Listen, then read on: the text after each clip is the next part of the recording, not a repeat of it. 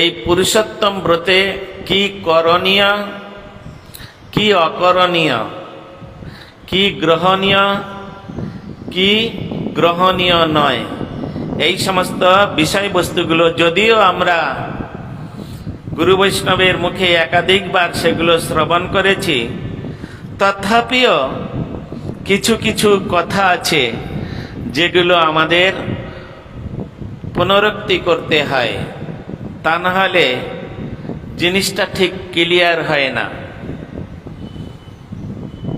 যেমন এখানে পুরুষোত্তম ব্রত উপলক্ষে বলছেন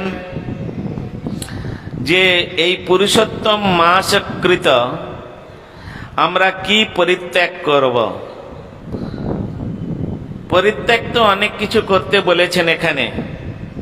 যেমন সেখানে বলেছেন সর্বপ্রকার মৎস্য ও আমিষ, মাংস, মধু, যাহারা নিরামিষ আহার করেন তাহাদের জন্য এবং যারা আমিষ আহার করেন উভয় পক্ষের জন্য একসঙ্গে এখানে বর্ণনা করেছেন। পৃথক পৃথক করে কাকে কি করতে হবে সেটা বলেননি। এখন উভয় পক্ষীয় ব্যক্তি তাহলে এই ব্রত পালন করার অধিকারী। যারা আমিষ ভোজন করছেন তাহারাও এই ব্রত পালন করার অধিকারী, আর যাহারা নিরামিষ আহার করেন তাহারাও এই ব্রতের অধিকারী। সুতরাং এখানে শাস্ত্র উভয় পক্ষকে নিয়ে একসঙ্গে তিনি দুজনকে বুঝানোর জন্য, দুই প্রকার ব্যক্তিকে বুঝানোর জন্য তিনি এখানে বলছেন। এই জন্য এখানে প্রথমে বললেন সর্বপ্রকার মৎস্য, এটা যারা আমিষ ভোজন করেন তাদের জন্য বলা হচ্ছেন। আর কি করবেন? মাংস গ্রহণ করবে না, বিশেষ করে এই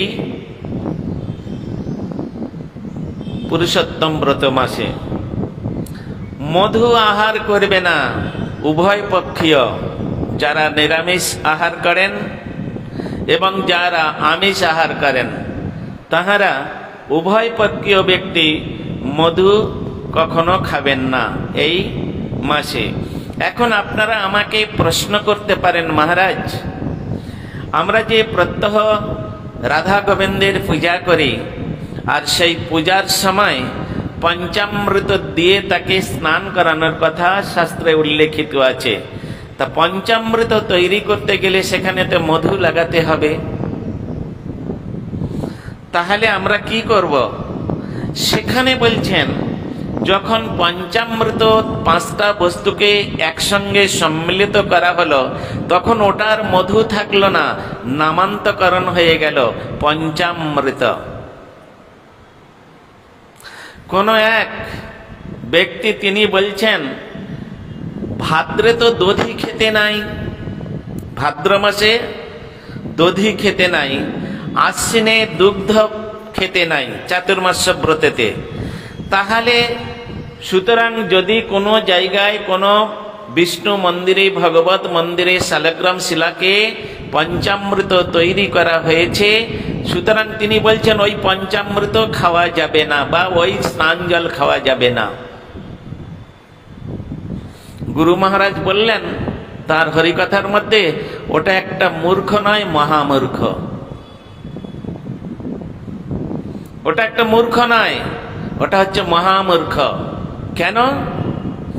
যখন ওই দধিটা পঞ্চামৃত তৈরি হচ্ছে আর সেটা যখন নারায়ণকে স্নান করানো হচ্ছে তখন ওটা চরণামৃত হয়ে যাচ্ছে, মধু খাওয়া হচ্ছে না।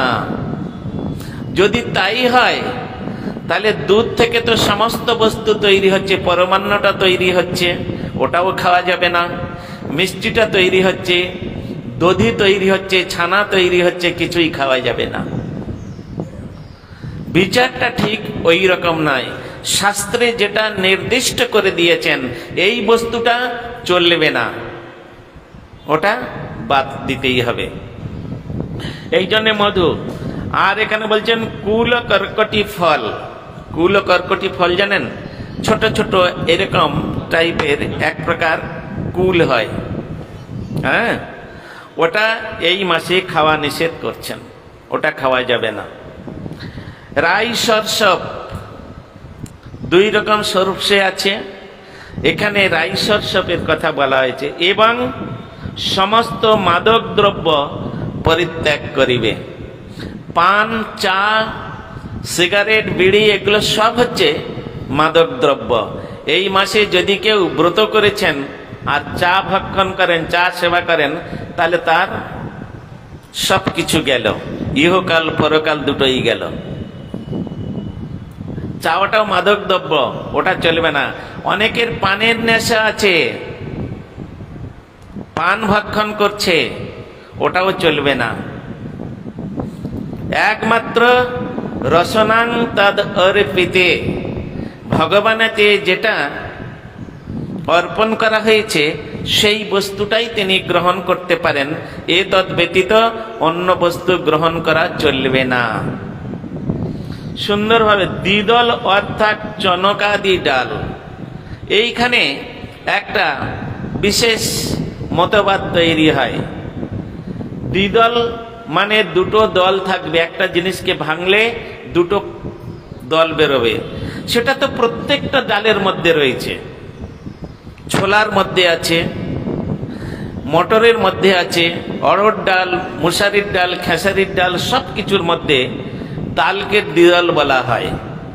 এখানে বললেন দ্বিদল অর্থাৎ চনকা আদি ডাল, একটা মেনশন করে দিলেন দ্বিদল বলে, সেখানে অর্থাৎ দিয়ে হাইফেন দিয়ে চনকাদি ডাল। চনকাদি ডাল বলতে চানা নয়, কেন? এটা বাংলা ভাষা, আর চানাটা ছোলার বাংলা ভাষা কোনোদিন চানা নয়, এটা বুঝতে হবে। অনেকে মনে করেন এই মাসে ছোলা খাওয়া যাবে না, কিন্তু স্পষ্টভাবে শাস্ত্র সেখানে উল্লেখ করেনি। চনক আদি, চনক একটা চনা ডাল পাওয়া যায়, অত্যন্ত ছোট ছোট মুঠাশির ডালের মতো হয়, ছোট ছোট, ওই ডালটা এ মাসে পরিত্যাগ করার কথা বলা হয়েছে। চানা খাওয়া যাবে না এরকম তো ডাইরেক্ট কিছু বলা নেই। তিল তৈল ব্যবহার করা চলিবে না। কাঁকর যুক্ত অন্ন, যে অন্নের মধ্যে অনেক রকম কাঁকর টাকর থাকে না, ওই অন্ন খেতে নাই। আর ভাবদুষ্ট, ক্রিয়াদুষ্ট ও শব্দদুষ্ট দ্রব্য সকল বর্জন করিবে। এই সমস্ত জিনিসগুলো বর্জন করতে। পরান্ন ভোজন, কেউ নিমন্ত্রণ করলো কোনো গুরুবন, আর সঙ্গে সঙ্গে গিয়ে তার বাড়িতেই খেয়ে ফেললাম, হ্যাঁ, পরান্ন ভোজন, এটা হচ্ছে চলবে না। এটা কাদের কথা বলা হয়েছে? একজন গৃহস্থ আর একজন গৃহস্থের বাড়িতে খাবেন না, বিশেষ করে এই এক মাস। সাধু সন্ন্যাসীদের ব্যাপারটা আলাদা আছে। যদি কোনো গৃহস্থকে সাধু সন্ন্যাসী মঠে নিমন্ত্রণ করে, এখানে প্রসাদ পাবে আসুন, তৎক্ষণাৎ আসতে হবে, না আসলে অপরাধ হবে। কিন্তু কোন গৃহস্থ গুরু ভাই তার গৃহস্থ গুরুবনকে নিমন্ত্রণ করেছে, আজকের আমার বাড়িতে আসবেন, আমার আজকের অন্য একটা কিছু অনুষ্ঠান আছে, আপনি আসবেন, প্রসাদ সেখানে তো হবেই, তথাপিও ওটা গ্রহণ করা চলবে না, ওটা পরান্ন ভোজন হয়ে যাচ্ছে। এখানে শাস্ত্রে সুন্দরভাবে সেটা নিষেধ করেছেন, পরান্ন ভোজন করা চলবে না। পরদ্রোহ, দ্রোহ মানে এখানে দ্রোহ আচরণ করা, হিংসা করা, মাৎসর্য প্রকাশ করা। যে কোনো ব্যক্তির প্রতি কোন প্রকারের দ্রোহ এবং মাৎসর্য এটা চলবে না। আর কি বললেন? তীর্থযাত্রা বিনা, আত্মীয়র বাড়িতে যাই, অনেকদিন মেয়ের বাড়িতে যাইনি, একটু মেয়ের বাড়িতে ঘুরে আসি, হ্যাঁ, জামাইটা কেমন আছে, অসুস্থ দেখে আসি, ওটা চলবে না, ওটা চলবে না। তাহলে তোমার ব্রত নষ্ট হয়ে যাবে। চলবে, তুমি যেতে পারো, জীব হচ্ছে স্বতন্ত্র, তাকে কেউ তো নিষেধ করতে পারবে না। তাহলে সে যেতে পারে, কিন্তু তার ব্রতটা নষ্ট হয়ে যাবে। হ্যাঁ, ব্রত নষ্ট হয়ে যাবে। গুরু মহারাজ এক সময়, আমরা পূজ্যপাদ নারায়ণ গোস্বামী মহারাজ, ত্রিবিক্রম গোস্বামী মহারাজ, পূজ্যপাদ পর্যটক গোস্বামী মহারাজ সমেত গুরু মহারাজ, আমরা এক সময় পুরীধামে এই পুরুষোত্তম ব্রতে আমরা ছিলাম। গুরু মহারাজ মন্দিরের মধ্যে, জগন্নাথ মন্দিরে গিয়ে সেখানে বসেছেন, সব ভক্তরা বসেছেন। তখন গুরু মহারাজকে প্রশ্ন করা হয়েছিল, আমি সেখানেই ছিলাম। প্রশ্ন করা হয়েছিল, গুরু মহারাজ বর্তমানে তো পুরুষোত্তম ব্রত চলছেন, আর আমাদের শ্রীল ভক্তিবিনোদ ঠাকুর তিনি তার লেখনীর মধ্যে লিখেছেন, কি বলেছেন না, বলছেন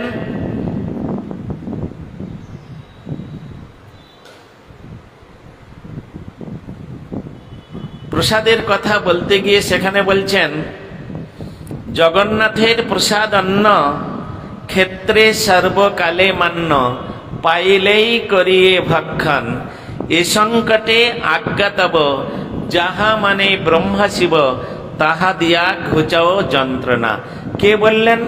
স্বরূপাদি ভক্তগণ মহাপ্রভুর কাছে বলেছেন। সেই কথাটাই শ্রীল ভক্তিবিনোদ ঠাকুর তাহার লেখনীর মধ্যে তিনি লিখছেন। তাহলে আমরা এখন কি করব?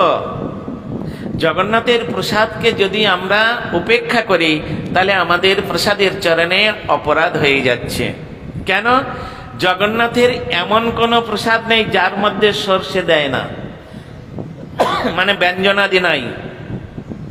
জগন্নাথের প্রসাদের মধ্যে এমন কোন সবজি হয় না জগন্নাথের যার মধ্যে সর্ষে থাকবে না। এমনকি চাটনিটার মধ্যেও সর্ষে ইউজ করেন, আবার পটল, বেগুন সবগুলোই চলে। গুরু মহারাজ সেখানে বললেন, প্রসাদকে তো সম্মান করতেই হবে। হ্যাঁ, প্রসাদকে আমাদের সম্মান করতে হবে। কিভাবে? তুমি ওই সবজিগুলো তুমি নেবে না, আর যদিও পাতে কেউ দিয়ে দেয় তাকে প্রণাম করে পাশে সরিয়ে রেখে দেবে, ওগুলো তুমি খাবে না। কেন? প্রসাদের থেকে ব্রতের মহিমা অনেক বেশি। কেন? আমরা বদ্ধজীব, ব্রত হচ্ছে তপস্যা, ব্রত করা মানে তপস্যা করা। আর প্রসাদ বুদ্ধি তো আমাদের হয় না। হ্যাঁ, প্রসাদ এমন একটা বস্তু, সেখানে ভক্তিবিনোদ ঠাকুরই বলছেন, কি বলছেন? স্বল্প পুণ্য বতং রাজন বিশ্বাস নৈব জায়তে। আমার প্রসাদ বুদ্ধি হলে তবে তো আমি প্রসাদ গ্রহণ করব। আমার তো ওখানে আলু পটল বুদ্ধি আছে, এটা পটল, এটা আলু, এটা বেগুন বুদ্ধি আছে, আমার তো প্রসাদ বুদ্ধি হচ্ছে না। সুতরাং তুমি তপস্যা করতে করতে করতে করতে তোমার হৃদয়টা যখন নির্মল পবিত্র হবে, সেই পবিত্র হৃদয়ে যখন তুমি এই প্রসাদ তোমার সামনে আসবে, তখন আর পটল আলু তুমি দেখবে না। তখন কি দেখবে? প্রসাদ হচ্ছে ভগবানের অধরামৃত। যতক্ষণ পর্যন্ত সাধক জীব সাধন অবস্থায় থাকবেন, যতক্ষণ পর্যন্ত তারা সাধন ভজন করবেন, তারা বিধি মার্গের মধ্যে আছে, এটা মনে করবেন। আর বিধি মার্গে যতক্ষণ আমরা থাকব, ততক্ষণ পর্যন্ত আমাদের এই খুঁটিনাটি বিচারগুলো মেনে চলতে হবে। তা না হলে সাধন ভজনে উন্নতি হবে না, তার মধ্যে প্রবেশ করতে পারব না। এই জন্য গুরু মহারাজ বললেন, ওটাকে সম্মান করো, প্রণাম করে সাইডে সরিয়ে রেখে দাও, দিয়ে তুমি শুধু অন্ন প্রসাদটা গ্রহণ করো। অন্নের মধ্যে তো কিছুই নাই। হ্যাঁ, তাহলে শুধু অন্নটা, গুরু মহারাজ এও বলেছেন একটু ডাল প্রসাদ নিতে পারো, জগন্নাথের যে ডাল প্রসাদটা ওটা একটু নিতে পারো, ওটা সম্মান করা হচ্ছে। অন্য কোন সবজি তুমি ব্রত নষ্ট করার জন্য প্রসাদকে সম্মান জানানোর প্রয়োজন নাই। কেন? ব্রতটা হচ্ছে তপস্যা। ওখানে বলেছেন, বিধি মার্গ রতজনে স্বাধীনতা রত্নদানে, রাগ মার্গে করানো প্রবেশ, রাগ বশবর্তী হইয়া পরক্রিয়া ভবাশ্রয়ে লভে জীব কৃষ্ণা প্রেমাবেশ। এই সমস্ত বিচারগুলো, অত্যন্ত সুন্দর সুন্দর বিচারগুলো আমাদের গ্রহণ করতে হবে।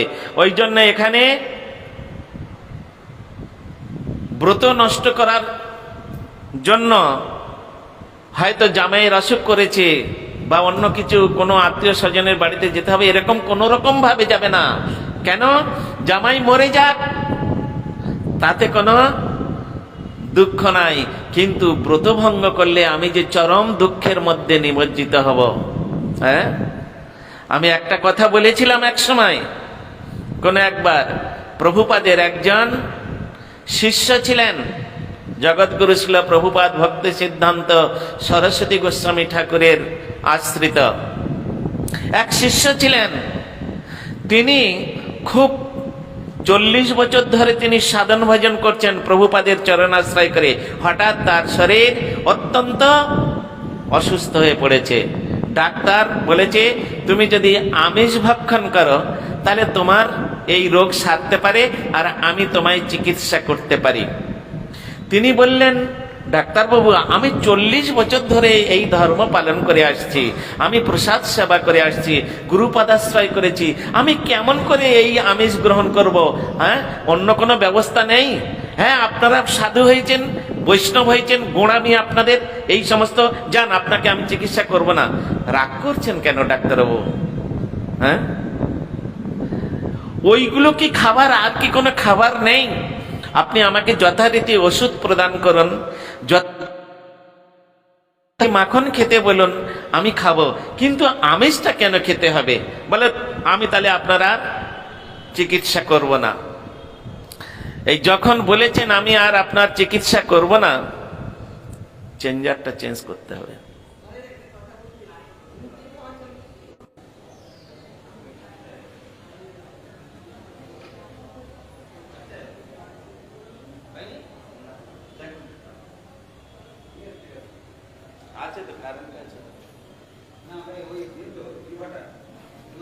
আচ্ছা, ঠিক আছে। কি বলছিলাম? সকলে শুনতে পাচ্ছেন? একটু কাছে কাছে আসুন। তো প্রভুপাদ বলছেন, তিনি বলছেন, ডাক্তারবাবু ঠিক আছে, আমি তাহলে গুরু মহারাজের কাছে জানি, চিঠিপত্র দিই, গুরু মহারাজ যদি আমাকে আদেশ করেন তাহলে আমি আমিষ ভক্ষণ করব, কিন্তু গুরু মহারাজ যদি আমাকে আদেশ না দেন তাহলে ওটা আমি গ্রহণ করতে পারবো না। এই বলে তিনি একটা চিঠি লিখে আর মায়াপুরে প্রভুপাদের কাছে তিনি প্রেরণ করেছেন। প্রভুপাদ তখন চিঠিটা পড়েছেন, পড়ে সেই চিঠির উত্তর দিচ্ছেন। হ্যাঁ, সেই প্রভুর নাম ছিল সম্ভবত প্রমথনাথ দাসাধিকারী। হ্যাঁ, সম্ভবত, আমার একটু একটু মনে আছে, গুরু মহারাজের হরিকথার মধ্যে একথা বর্ণিত হয়েছে। তিনি বললেন, প্রমথনাথ প্রভু, আপনার মৃত্যু সংবাদ যদি আমি পেতাম এত দুঃখিত হতাম না। আপনি বলেছেন আমি আমিষ ভক্ষণ করব, আপনি অনুমতি দেন। এতে যতটুকু আমি দুঃখ পেয়েছি, কষ্ট পেয়েছি, তোমার মৃত্যু সংবাদ যদি আমি পেতাম এতটুকু কষ্ট আমার হতো না। হ্যাঁ, তা তুমি আমার কাছে অনুমতি চেয়েছ, আমাকে তো একটা কিছু বলতে হবে, দিতে হবে। আমি তোমায় অনুমতি দিলাম,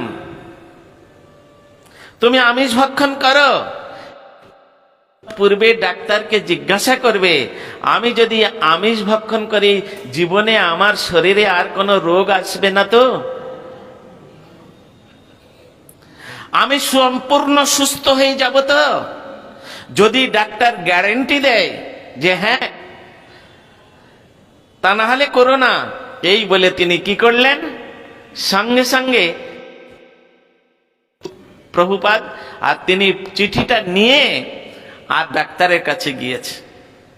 ডাক্তারের কাছে গিয়ে বলেছেন, আমার গুরুদেব চিঠির উত্তর দিয়েছেন, দেখুন আপনি চিঠির উত্তর দিয়ে মানে পড়ে প্রচন্ড পারেন, খাবেন।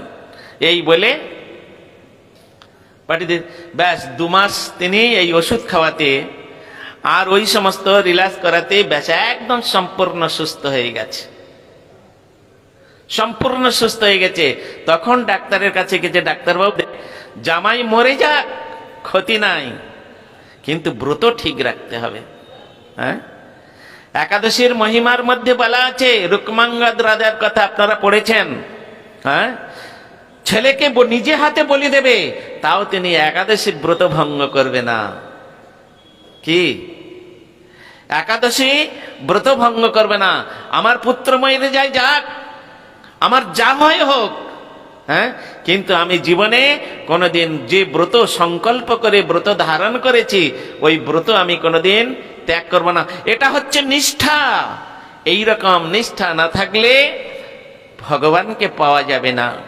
হ্যাঁ, এক অঙ্গ সাধেকেও সাধে বহু অঙ্গ, নিষ্ঠা হইতে উপজয় প্রেমের তরঙ্গ।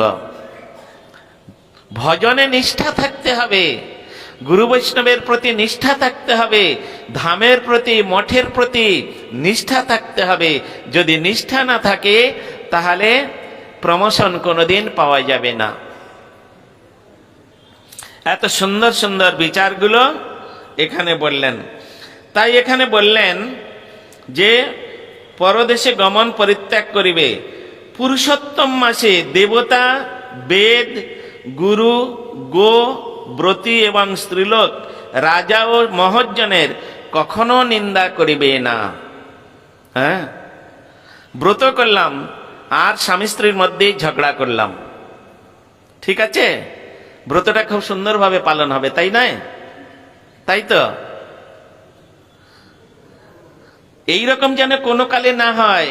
হ্যাঁ, কোনো কালে না হয়, তাহলে সব কিছু চলে যাবে।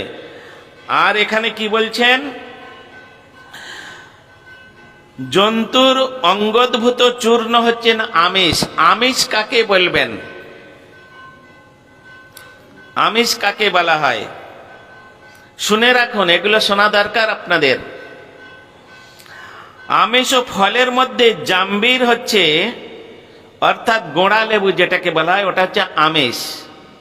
এই জন্যে এই ব্রত মাসে জামির ভক্ষণ করতে নয়। জামির মানে বাতাবি লেবু নয়, এটা আবার চিন্তা করবেন। হ্যাঁ, অনেকে বলে জাম্বুর জম্বু ফল, সংস্কৃত ভাষায় বাতাবি লেবুকে বলা হয় জম্বু ফল, তাই বলে জামির নয়, বাতাবি লেবুটা নয়। জামির বলতে একটা এইরকম গোল মতো, মৌসুম্বির মতো, কিন্তু একদম কালো হয় আর খুব খোসাটা পাতলা হয়, প্রচন্ড রস এবং এতই টক যে ওটা মুখে দেওয়া যায় না। হ্যাঁ, ওটা খাওয়া চলবে না। ধান্যের মধ্যে মুসুরিকা ও পর্যুবাসিত অন্ন। অনেকে পর্যুবাসিত মানে 6 ঘন্টা আজকের রান্না হয়েছে, 6 ঘন্টা পার হয়ে গেলে ওটা বাসি হয়ে যাচ্ছে। 6 ঘন্টার মধ্যে যদি ওটা গ্রহণ করেন তাহলে ঠিক আছে। হ্যাঁ, 6 ঘন্টা পূর্বে রান্না হয়েছে, ওটা গোবিন্দের ভোগও লাগবে না। যদি ওটা ভোগ লাগান তাহলে সেবা অপরাধ হবে। 64 প্রকার যে সেবা অপরাধ আছে, সেই সেবা অপরাধ হবে।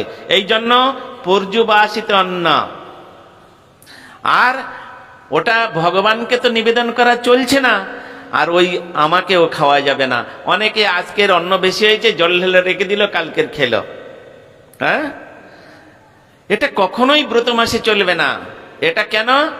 এটা হচ্ছে মাদক দ্রব্য হয়ে যায়, মাদক দ্রব্য হয়ে যায়। এই জন্য এগুলো চলবে না। আর কি বললেন না, অজা, গো এবং মহিষ।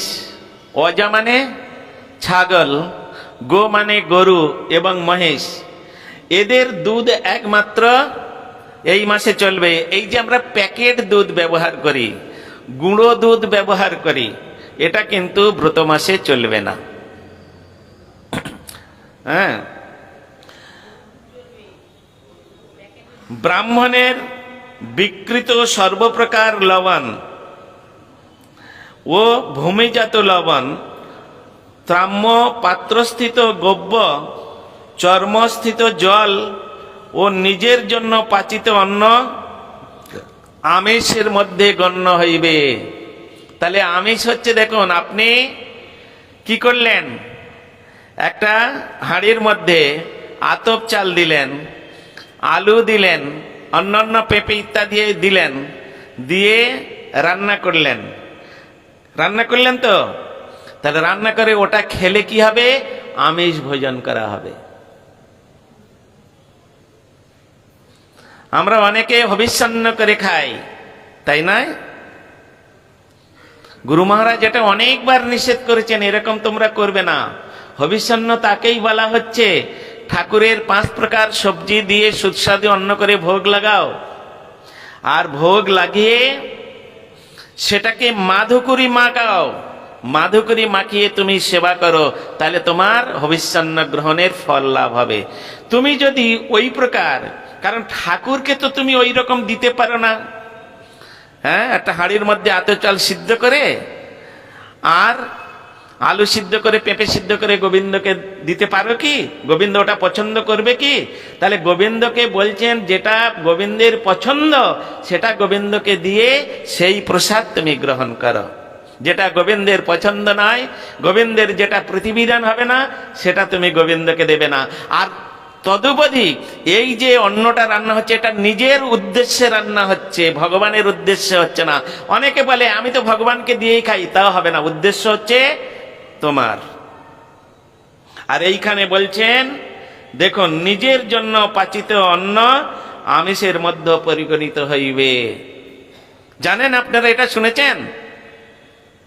এতদিন তো 1 মাস হয়ে গেল পাঠ। এই জন্য গুরু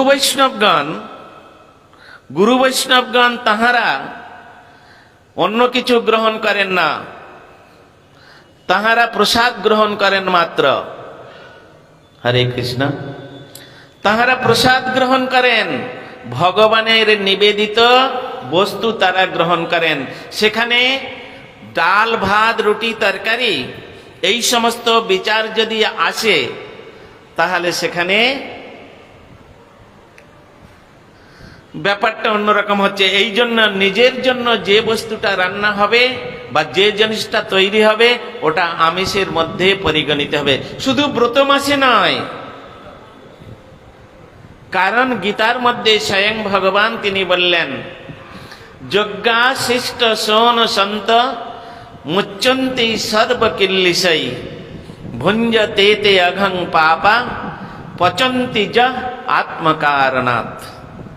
ভগবানের জন্য রান্না করলে এবং ভগবানকে নিবেদন করে খেলে তার দ্বারাই শরীরের পাপ মুক্ত হয়।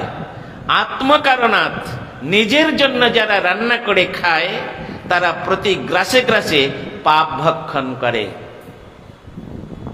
এই জন্য রসনাং তদ অর্পিতে শব্দটা অর্জুনকে দিয়ে জগৎকে জানিয়ে দিলেন, হে অর্জুন তুমি জানিয়ে দাও, ভগবানেতে যে বস্তু অর্পিত হয়েছে সেই বস্তুটাই যদি তুমি গ্রহণ করো, তোমার কল্যাণ আছে, তোমার মঙ্গল আছে। এই জন্য এখানে চর্মস্থিত জল, চর্মস্থিত জল মানে হ্যাঁ, কিন্তু বর্তমানে যা জল আমরা গ্রহণ করি, আজকাল অবশ্য চামড়া নয় প্লাস্টিক বেরিয়েছে। হ্যাঁ, পাম্প কল যেগুলো হ্যান্ড পাম্প আছে বা বড় বড় মোটরে যেগুলো চলে, ওগুলো প্লাস্টিকেই ব্যবহার করে। যাই হোক, ওসব নিয়ে আর কি বললেন, বলছেন এখানে বর্জনীয় দ্রব্যাদি কি কি বর্জন করবেন। হ্যাঁ, সেখানে বলছেন যে এই সকল ব্যক্তির দৃষ্ট এবং কাক দৃষ্ট অন্ন, সুতকান্ন বা দীপাচিত অন্ন ও দুগ্ধান্ন খাইবেন না। দগ্ধান্ন, দুগ্ধান্ন মানে দুধ নয়, দগ্ধান্ন পোড়া অন্ন। হ্যাঁ, বলছেন কি বললেন, যারা পতিত ব্যক্তি এবং যারা হচ্ছে দ্বিজোদ্দেশী, এক কথায় বৈষ্ণব বিদ্বেষী, বেদ গ্রাহ্য, যারা বেদকে মানে না, এই সকলের সহিত কখনো আলাপ করিবে না এবং তাদের দৃষ্ট কোনো বস্তু ভগবানের ভোগ লাগাবে না। কি বললাম? তারা দেখেছেন আমি একটা গোবিন্দের জন্য আম নিয়ে এলাম, নিয়ে এসে হয়তো নিয়ে আসছি প্লাস্টিকে করে, আর কোনো একজন কৃষ্ণ বিদ্বেষী, ভগবত বিদ্বেষী, বৈষ্ণব বিদ্বেষী ব্যক্তি রাস্তায় আস্তে আস্তে ওটা দেখে নিল, নিয়ে আর মনে মনে চিন্তা করলো খুব সুন্দর আম, যদি খেতে পেতাম খুব ভালো হতো। এই যে দেখে নিল, এগুলো হচ্ছে বলছেন এই আমটা আর গোবিন্দ সেবায় লাগানো উচিত নয়। এই জন্য এমন ভাবে ঠাকুরের জন্য জিনিস নিয়ে আসতে হবে যার জন্য ভোগের থালা চাপা দিয়ে তবে মন্দিরে আনার ব্যবস্থা হয়েছে। কেন? যখন পূজারী তিনি রান্নাঘর থেকে ভোগের থালাটা নিয়ে আসছেন, সেই থালাটা প্রথমে কোন একটা বস্ত্রের দ্বারায়, শুদ্ধ বস্ত্রের দ্বারায় সেটা ঢাকা দিই, তাহলে ওটা আর গোবিন্দ সেবায় লাগবে না। এত সুন্দর বিচারগুলো ঠাকুরের সেবা করতে গেলে সেগুলো আমাদের জেনে রাখা দরকার। হ্যাঁ, সুতকান্ন, সুতকান্ন মানে সুত পুত্র আছে না, সুত, হ্যাঁ হ্যাঁ, তাদের পাচিত অন্ন বা তাদের দৃষ্ট অন্ন, তারা সেবার বস্তুতে যদি একবার দৃষ্টি দিয়ে দেয় তাহলে ওটা আর ভগবানের সেবায় লাগবে না। আর কি বললেন? দ্বিপাচিত অন্ন। দ্বিপাচিত অন্ন মানে যেটা হচ্ছে দুবার সিদ্ধ করা হয়েছে, রান্না করা হয়েছে। এই জন্য বিশেষ করে এই মাসে আতপন্ন গ্রহণ করার কথা শাস্ত্রে বলা আছে। ঠাকুরকে তো 12 মাস, বিশেষ করে যাহারা গৃহ, কোথাও বলা নেই। অন্ন মানে আহার্য বস্তু। ব্যাকরণ খুলে দেখবেন, সেখানে বলছেন অন্ন কাহাকে বলে। হ্যাঁ, সেখানে ব্যাখ্যা দিচ্ছেন যে যাহা আহার করিয়া জীবন ধারণ করেন তাহাই তাহার অন্ন। পলান্ডু মানে পেঁয়াজ, লসুন, মুস্তা ছত্রাক। ছত্রাক মানে পল ছাতু হয় না, হ্যাঁ, মাশরুম যাকে বলা হয়, মাশরুম যাকে বলা হয়, এটা হচ্ছে বলছেন মাংস তুল্য। এটা যারা খায় তারা মাংস ভক্ষণ করে।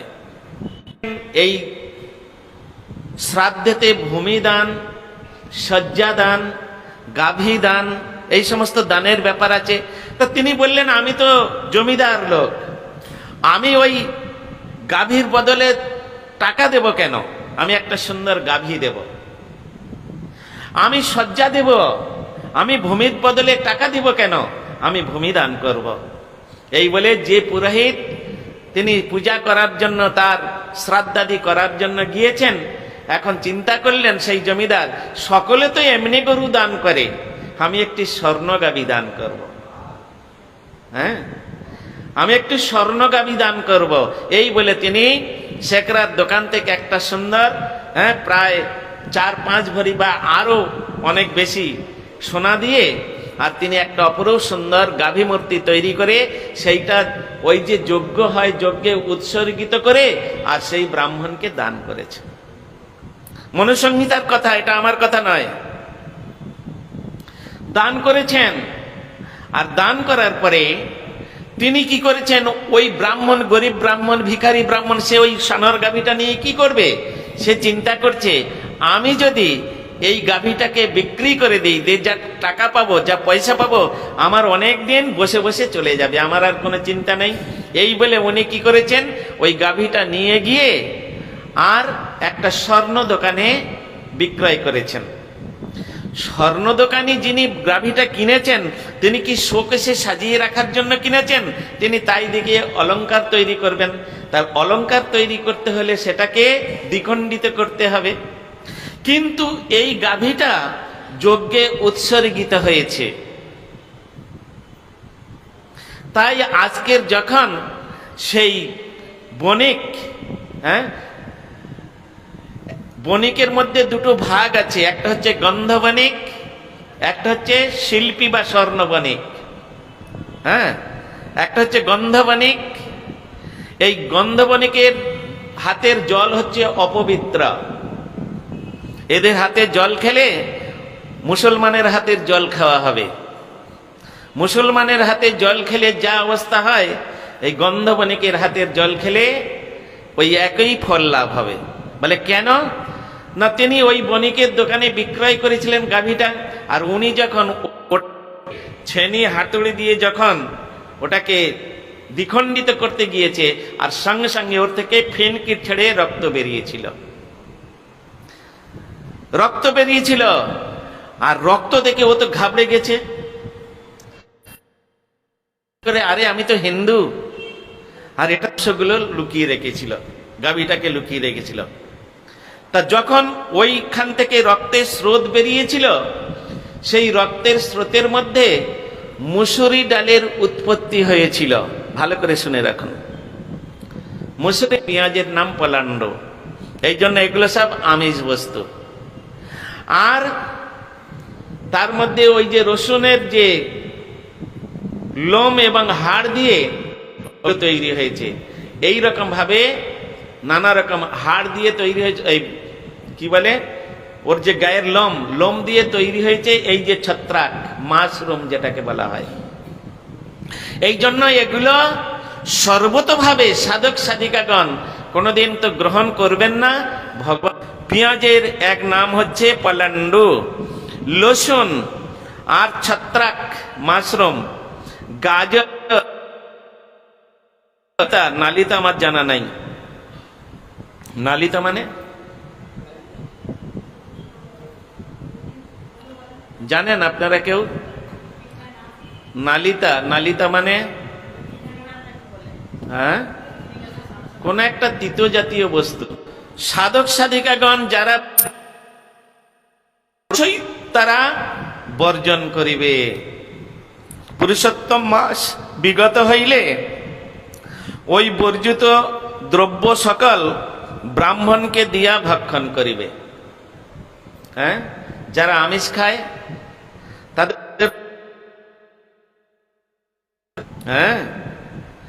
রাধারানী যেখানে নাই সেখানে পুরুষোত্তমের কোনো কথা নাই। কারণ কালকের আমি বলেছি পুরুষ উত্তম যস্য